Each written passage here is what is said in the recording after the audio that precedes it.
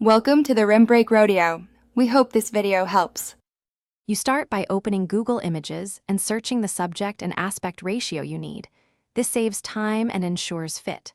Once done, click Tools and choose Size right arrow large so the file has enough pixels to avoid blur. Make sure to check image quality and usage rights, because low resolution or restricted license causes problems later.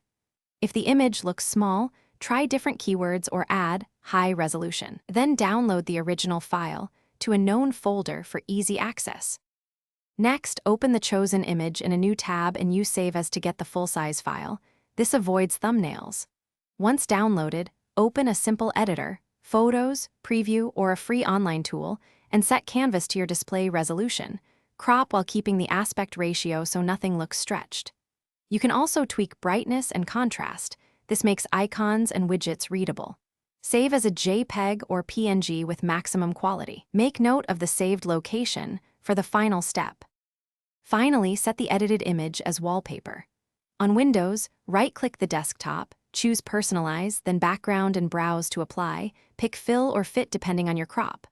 On Android, long press the home screen, go to Wallpapers, select the image, adjust the crop, and apply.